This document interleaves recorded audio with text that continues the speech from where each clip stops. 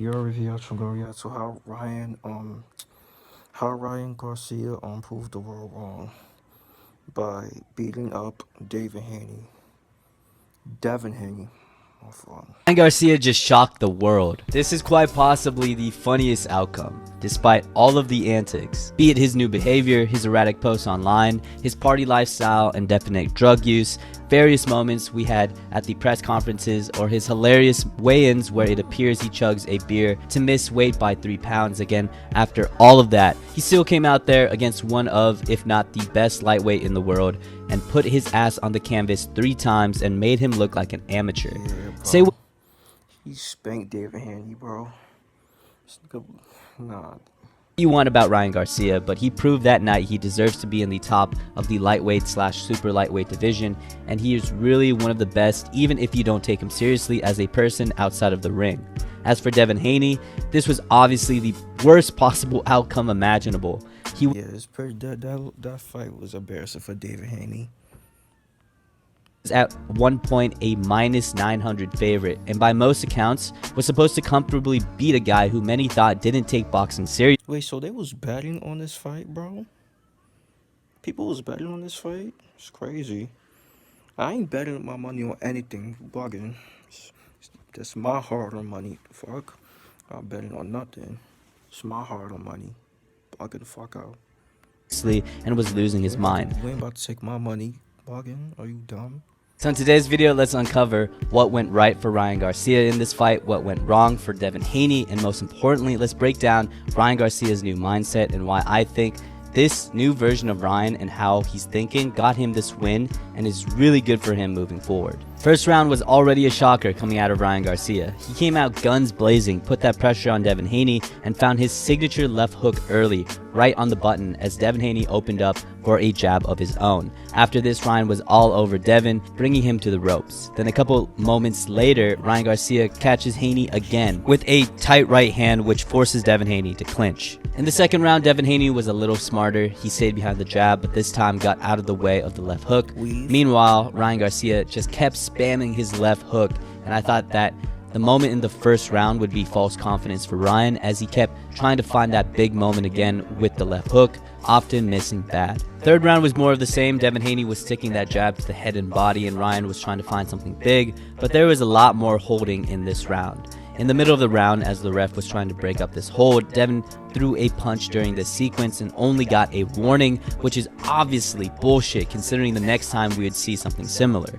Anyways, Devin would find a huge left hook of his own as Ryan was pawing out a jab, and even Ryan recognized the huge land. Fourth and fifth was practically the same. Devin Haney looked to have this fight back into his control as he stuck the jab, and this time Ryan was on the back foot and was sliding on the ropes, trying to explode with something big, which really led to a lot of inactivity in these rounds. Going into the sixth, Ryan would switch up his approach in the opening of this round by aggressively meeting Devin in the middle of the ring, unloading with a flurry which seemed to bother Haney. But after Haney weathered the storm, it was back to business as usual. He continued to back up Ryan and land straight punches, but something very key happened in this round. As Haney backed up Ryan to the corner here, Haney would unload punches and Ryan would get into a Philly shell, but as Haney was landing to the left side of Ryan's body, Ryan turned even more to the point where Haney was landing to more of Ryan's back. The ref would have to stop this exchange, and it was like a light bulb turned on in Ryan's head. He realized that if he turned his back all the way to Devin Haney, Haney couldn't land without getting a warning. You've heard of the Philly shell, but this time Ryan evolved it even further to the turtle shell and just completely turned his back to Devin Haney at some points.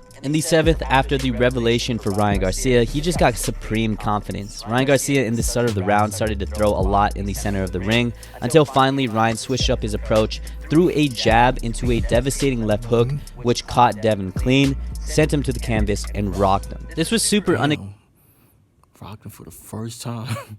Expected from Ryan, considering Ryan usually throws his very wide, unset up singular hooks, but this time this was set up by a same side punch that caught Devin by surprise. Ryan would of course put that pressure on Devin Haney, and Haney would try to hold on for dear life. And this is where I and many other fans got pissed off. As Devin Haney was holding and the ref tried to break it up, Ryan threw a punch in that exchange, which wasn't retaliating. There's nothing wrong with that. Even that big, but immediately the ref took a point away, which makes no sense at all. Don't make any sense because when Devin was doing that, they didn't take a point from the referee didn't take a point for him, but Ryan doesn't back, then they took a point. That's being biased, man. Considering Devin Haney did the exact same thing in the third.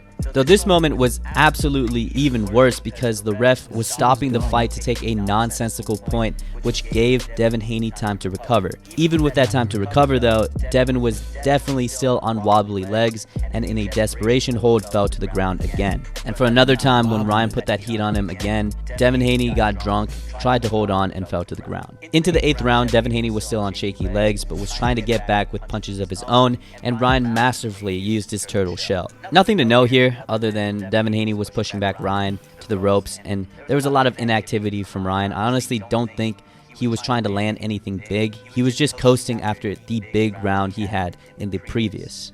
In the 9th round, more of the same, nothing to note except even his coach Derek James explicitly told him that he does not like Ryan turning his whole back to Devin. He's had some moments where he's turned his back there on Devin. Then we get into the 10th round. Another huge round for Ryan Garcia as he came out with a ton of energy again, rocking Devin Haney with another left hook on top of his head and immediately blitzed Devin and sent him down to the ground with one more left hook in the corner. Devin's legs were out by this point and was excessively holding on for dear life, but Ryan went back to the back foot and Devin still kept getting up after those punches, bro.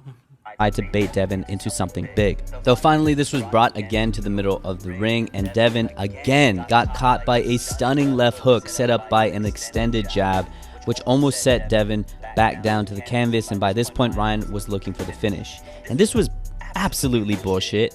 Devin Haney was excessively holding for dear life, just bear hugging Ryan and damn, I don't blame him trying to get back up. Like he probably want to be embarrassed. Like he trying to get back up. You feel me? He's trying to stay on his toes. Should have gotten a point deduction. If there's a rule against excessive holding, it's pointless if it's not enforced. Jumping to the middle of the next round, Ryan Garcia was again money with that extended left arm, followed by a left hook which dazed and confused Devin Haney, which I can't believe a guy like Devin Haney couldn't see. This was then followed by even worse reffing. I couldn't stand it. Devin Haney was clearly holding, excessively holding, and the ref told Ryan to stop holding in this sequence. Then we get into... But he ain't so Devin to stop holding that, which doesn't make sense. When Devin was holding the nigga. The third knockdown. This sequence first starts with Ryan landing a nice straight right hand, which clearly bothered Haney, leading to this clinch here. But in an attempt to get Ryan back by breaking early to land, Devin Haney gets beat by Ryan Garcia as he lands his right hook before Devin Haney's right hook and then followed it up with another left. Now going into the 12th and final round, nothing really to note. Devin Haney was too gun shy to go for anything and Ryan just kept walking the ring, sometimes launching flurries, but by the end knew he won. So the big question is, how did Ryan Garcia beat Devin Haney? Well, I think it lies in how he thinks mentally now rather than what he did strategically, because strategically he didn't do anything new. He kept launching that left hook and at times overswinging for something big. I guess turning your whole back to your opponent is kind of surprising, but I don't think that won him the fight. His new confidence to just keep doing what he's doing won him that fight. And on the flip side, maybe Devin Haney really did buy into Ryan's antics outside of the ring and thought this was going to be an easy fight considering his behavior, because again, I'm just confused on how someone who was supposed to be billed as one of the best and most skilled got crushed over and over by the same move, that left hook.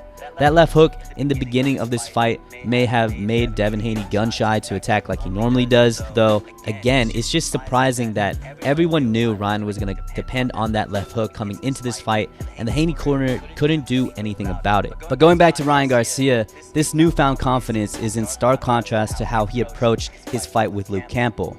In his first real step up, Ryan Garcia was probably the most nervous I've ever seen a boxer be. During the walkout, he looked like he was going to shit his pants on his makeshift throne and was cautious coming into this fight. And when he won, you could tell He probably was nervous. a huge weight was carried off his shoulders, and he was so happy he had Canelo in missionary. Now, Ryan Garcia has a whole nother level of confidence, a carefree, don't give a fuck attitude, and looked like he was confident walking in and was almost nonchalant about his win walking out. With Ryan Garcia's new behavior, people have been making comparisons to Jon Jones, but I think the true parallel to Jon Jones lies here. But I had this crazy thing that I would do where I would party 1 week before every fight. And I did it throughout my whole career. And this was stupid, but it was this mental crutch that Partying before your scheduled fight is crazy. I ain't gonna lie. I had. I literally would 1 week before every fight. Think about it. You partying that day, and then you had to do that. Then you had to go to work the next day, which is crazy. You're not gonna be in 100%. I would go out and I would get blacked out wasted. So it was a built-in safety net. It was a safety net. Yeah, exactly. I barely tried, bro. I was drinking every day. On Monday, I was at Tao nightclub. Tuesdays, I was at Little Sister. Wednesdays, I went out. Thursday, I went out. Friday, I was drinking. I was doing whatever I want.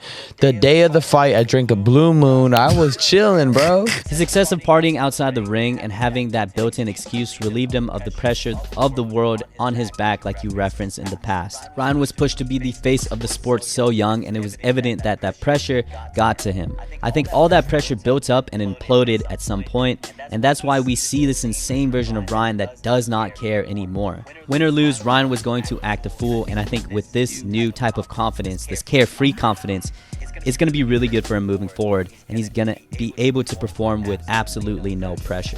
And yeah, I've seen the videos of him talking to Jake Paul and Patrick Bet-David explaining that this new persona is simply just a persona, something that he planned out months ago to make the world think that he was truly crazy. But whether you believe him or not, what does matter is that this is a new version of Ryan Garcia, one that has navigated fame and the pressure on his back really well, and you can tell by his attitude towards his fights. So what's next for Ryan Garcia? Obviously, it has to be the rematch with Gervonta Davis with no strings attached. We're talking no rehydration clause all the way up until 140, and if Gervonta Davis is as good as he says he is, he should be able to take this fight and win. And me personally, I think Gervonta Davis would win this fight even without the rehydration clause and all the way up until 140.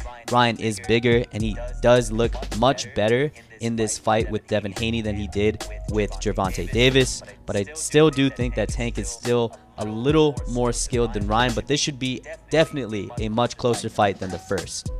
Additionally, the fight with Teofimo Lopez should be an option on the table for Ryan Garcia. That's a guy that's as big as Ryan Garcia, has been at 140, and would definitely be an explosive matchup considering how young and also athletic both guys are. So that's also a matchup I would love to see. But anyways, what do you guys think about this new version of Ryan Garcia? Do you like him? Do you hate him? I love him personally. I love the craziness and also the excitement he brings in the ring. And I just want to hear your guys' thoughts on this new version of Ryan. But anyways, thank you guys for watching. Peace. That's the vid. So yeah, bro, let me know what y'all think about Ryan Garcia's performance against Devin Haney. Like, I ain't gonna lie, like Ryan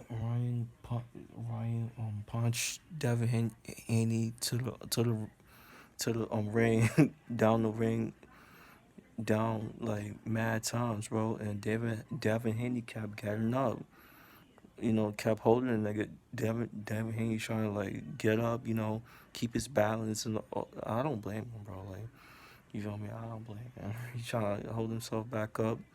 You feel me? But yeah, but let me know about what y'all think about that fight between Davis and Garcia. Not Davis, Haney and Garcia. So yeah, make sure you guys like, comment, subscribe. You know the vibes. If you're checking out, you are.